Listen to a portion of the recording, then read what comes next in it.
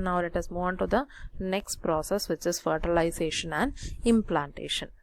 Okay, so we learnt about the menstrual cycle, and we saw that if pregnancy has happened, the cycle will not continue. Okay, so there will be growth of the zygote, it leads to embryo and then to fetus, right? So we will learn how fertilization happens and how the implantation also happens. Now let us first learn about fertilization. So what is fertilization? How does it happen? During copulation or coitus, what happens? The semen is released by the penis into the vagina, and that process is called as insemination. Okay, so the semen is entering into the female vagina through the penis. Okay, and this motile sperm, we know that sperms are motile, right? So these motile sperm will move rapidly, or they swim rapidly, and they pass through the cervix, and then they enter into the uterus, and finally they reach the junction of the isthmus. Okay, so we learnt about the different part of the fallopian tube, right? So this is ampulla, which is a wider portion, fimbriae, finger-like projections, and then the isthmus portion is seen in the fallopian tube. So this sperm, it swims towards the isthmus. Okay, and it reaches the junction of the isthmus and ampulla, which is called as ampullary isthmus junction. Okay, of the fallopian tube.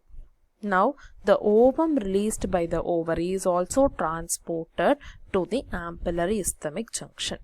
So the egg and the sperm has to reach at the same time. Okay, so fertilization can occur only if the ovum and the sperm are transported simultaneously to the ampullary isthmic junction. By this junction like spermum ovum ഒരേ സമയത്താണ് എത്തേണ്ടത്. Okay, and when this happens, what will happen? Fertilization will happen inside this ampullary isthmus junction. Okay, and this is the reason why not all copulations, not all the sexual intercourse will lead to pregnancy, because if fertilization has to happen, the egg and the sperm has to reach this ampullary isthmic junction at the same time. Okay, only then the fertilization process will happen. Okay, so now let us learn what is fertilization. So we know that the process of fusion of a sperm with an ovum is called as the fertilization. And what happens during fertilization? We will learn about that.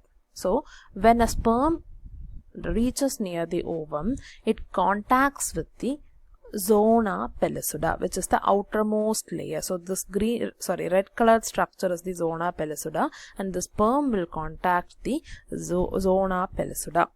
Okay, and it induces changes in the membrane. So it will bring about changes in the membrane of zona pellucida. And why do they bring about changes? It is to block the entry of additional sperm. So only one sperm is needed to fertilize the ovum. So other sperms should not reach near the ovum. So for that, the first sperm which has reached the ovum will induce changes in the membrane of zona pellucida, and it blocks the entry of additional sperms. Okay, and not only that, the secretions of the acrosome, which is present in the head of the sperm, will bring about they have hydrolytic enzymes, right? So acrosomes has hydrolytic enzyme. So these hydrolytic enzymes will break the cytoplasm and the plasma membrane, and it reaches the cytoplasm. Okay, so the plasma membrane is broken and it reaches the cytoplasm. So secretion of the acrosome helps sperm to enter into the egg cytoplasm via zona pellucida and plasma membrane. So this hydrolytic enzyme, it will break the zona pellucida layer and the plasma membrane. It enters into the cytoplasm. Understood it? So this is how the sperm is reaching the cytoplasm of the ovum. Okay, and when this happens, this causes second meiotic division of the secondary oocyte. അപ്പോൾ ഇതിൻ്റെ ഉള്ളിൽ secondary oocyte ആണ് ഉള്ളത്. അപ്പോൾ ഈ secondary oocyteൽ again the second phase of the meiosis process has to happen. Okay, so when this sperm is entering into the cytoplasm of the secondary oocyte, this will cause the second meiotic division of the secondary oocyte to form an ovum which is called as otid. Okay, and this otid and another second polar body is formed during this process. അപ്പോൾ ആ sperm വന്ന് സോണ പെലിസിഡിനെ penetrate ചെയ്ത് plasma മെമ്പറേനും penetrate ചെയ്ത് സൈറ്റോപ്ലാസമിലേക്ക് എത്തുന്ന ആ ടൈമിൽ the secondary oocyte will complete the meiotic division. Okay, and during that process also there is unequal division happening. So what will happen?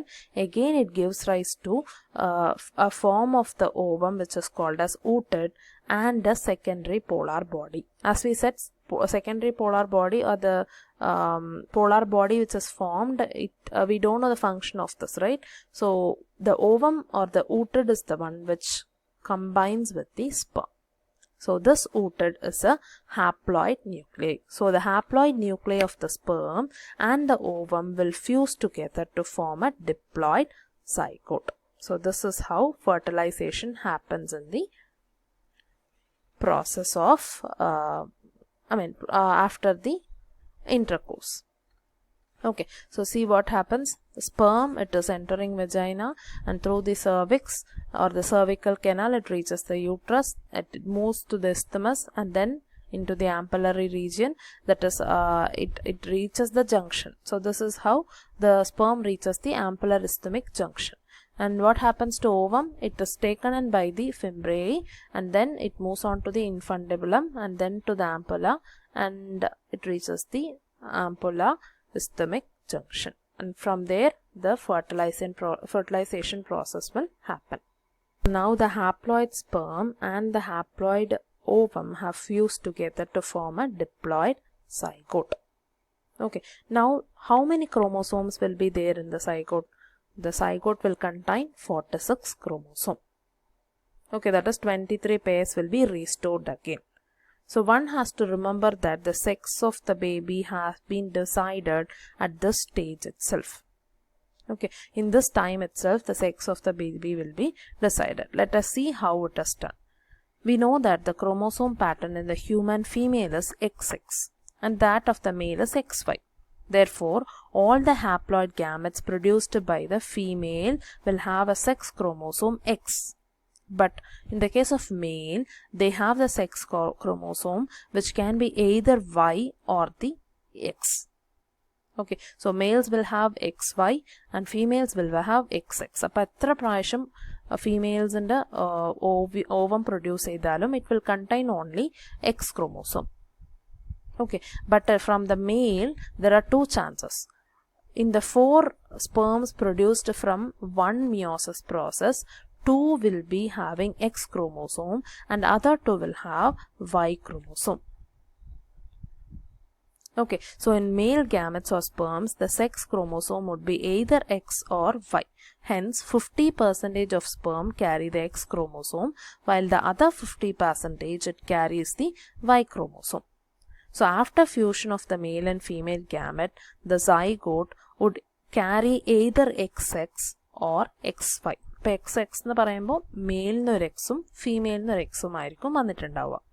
And X and X again it forms the girl baby. And if it is X and Y, then it should be a boy baby. So depending on whether the sperm carrying X or Y fertilize the ovum, the age of the fetus is the sex of the fetus is determined. So the zygote carrying XX would develop into a female baby and XY would form a male. Understood it? So this is how we say that father determines the sex of a baby. Understood it? I hope you have studied this in 10th standard. Okay, so females will have XX and males will have XY. അപ്പോൾ ഈ ഒരു through meiosis process, the female, that is mother, will always produce X only because both their chromosomes, sex chromosomes are X. But in case of male, father, there are chances of this X or the Y fertilizing the ovum. So if it is X which fertilizes the female ovum, then the child should be girl. And if it is a Y which fertilizes the female ovum, then the fetus would be a boy. So 50%. So there are 50% chances to form a girl child, and there are 50% chances to form a boy child. Okay children, I hope you are clear with this. Please read your textbook properly. We will learn about the next part in the next class. Okay, Om Namah Shivaya. Thank you children.